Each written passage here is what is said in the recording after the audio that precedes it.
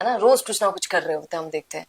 तो आप अभी जो हाल ही में अगर मुद्दा चल रहा है उसकी मैं आपसे बात कर लूं कि नरेश मीणा का जो मुद्दा है, जी जी उसमें आप क्या कहेंगे, कितनी पॉपुलैरिटी उनकी बढ़ती जा रही है? वो जी। जहां खड़े हो जाते हैं वहां भीड़ का हुजूम देखने को मिल जाता है, क्या बोलेंगे? क्योंकि वो देखिए, कभी कांग्रेस में ही हुआ करते थे। बिल्कुल नरेश काफी पॉपुलर है, इसमें कोई जी। दो राय नहीं। उसकी अच्छी फैन फॉलोइंग है। हम्म। सड़कों पे संघर्ष करता रहा है। हम्म। और उसने जो संघर्ष किया उसके अनुपात में उसको राजनीति में हिस्सा नहीं मिल पाया, ये हमें भी दुख है। हम्म। मुझे तो खास तौर पे इसलिए दुख होगा हम्म। क्योंकि मैं जब राजस्थान यूनिवर्सिटी का प्रेसिडेंट होता था, मेरे साथ रमेश मेरी नरेश मेरी कार्यकारिणी के अंदर जनरल सेक्रेटरी होता था। हम्म। छोटे भाई की तरह है। हम्म। और हम तो उसके उज्जवल भविष्य की कामना करेंगे, लेकिन राजनीति में हम्म। व्यक्ति को कहीं न कहीं ठहराव लाना चाहिए। चाहे आप राजस्थान की राजनीति दो पार्टियों के इर्द गिर्द चलती है, हम्म। कांग्रेस और बीजेपी। हम्म। तो कहीं न कहीं तो उसको ठहराव लाना पड़ेगा कि चाहे कांग्रेस हो, चाहे बीजेपी हो, या तीसरी पार्टी भी अपनी बनाए या किसी के साथ जुड़े, तो वहाँ तटस्थता के साथ में जुड़ा रहे। अच्छा, रुकना चाहिए उनको।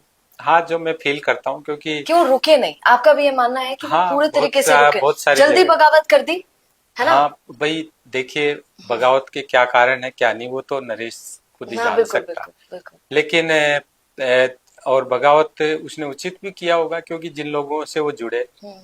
और उन्होंने कुछ उसको मिले। एश्योरेंस दिया हम्म। कि भाई तेरे को मैं जिता टिकट दूंगा, दिला टिकट जी। दिलवा दूंगा, फिर नहीं दिला पाए हम्म। तो मन खट्टा हुआ होगा। हम्म। तो अब वो राजनीति की अंदरूनी बातें हैं, तो वो खुद ही जान सकता है। बाकी हम्म। ऐसे लोगों को आगे आना चाहिए।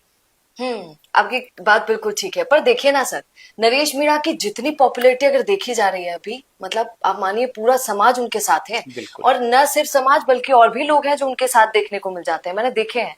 तो सर एक बात बताइए, अगर यही नरेश मीणा कांग्रेस में वापस आ जाते हैं जी। तो कांग्रेस के लिए कितनी बड़ी बात होगी कि पूरा समाज का एक इतना बड़ा, मतलब कहें कि जो इतना इतनी इतनी भीड़ है वो डायरेक्ट कांग्रेस की तरफ जाएगी, तो कितनी बड़ी बात हो जाएगी। नहीं, तो बिल्कुल निश्चित कांग्रेस तौर को पे। तो बुलाना चाहिए, इनवाइट करना चाहिए कि आ जाइए। बिल्कुल, कांग्रेस में नरेश मीणा जी आते हैं तो ये कांग्रेस के लिए अच्छी बात है। हम्म। एक मीणा समाज का होनहार युवा आएगा, साथ में हजारों लाखों लोगों के तौर पर जुड़े हुए उसके फॉलोअर्स आएंगे। बिल्कुल और सोचिए। मेरा तो मानना है कि ऐसे युवाओं को पार्टी को आगे बढ़ करके बात भी कर लेनी चाहिए। क्या बात बोली, नरेश बिल्कुल। मीणा जी ने टिकट मांगी थी देवली उनियारा से, हम्म। और उनका पैनल में नाम भी था। किन हम्म। कारणों से कटा, कई बार पार्टी आला कमान के लेवल पे कई डिसीजंस होते हैं। हम्म। नहीं तो नरेश मीणा वाजिब हकदार था टिकट का।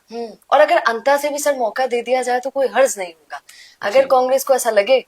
तो आपको क्या लगता है? क्योंकि सर एक बात बताती हूँ आपको, रियलिटी। समरावता में हम रिपोर्टिंग करने गए थे, मैंने कुछ लोगों से बातचीत की, मैंने उनके पास दो ऑप्शन रखे कि भैया बताइए, नरेश मीणा को कौन सी पार्टी में जाने के लिए आप बोलेंगे, भाजपा में या कांग्रेस में? सारी भीड़ थी वहां पर, उन्होंने कहा कि मैम अगर जाना ही है तो हम चाहेंगे कि कांग्रेस में हमारे नरेश भैया जाए।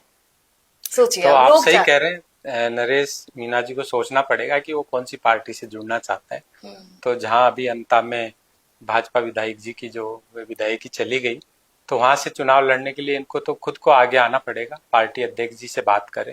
जी। पार्टी अध्यक्ष जी के खिलाफ कुछ बयानबाजी भी मैंने देखी है, वो हम्म। बयानबाजी कर रहे हैं। हम्म। तो उनको रोक करके कहीं कहीं उनको ठहराव लाना पड़ेगा जीवन में। बिल्कुल।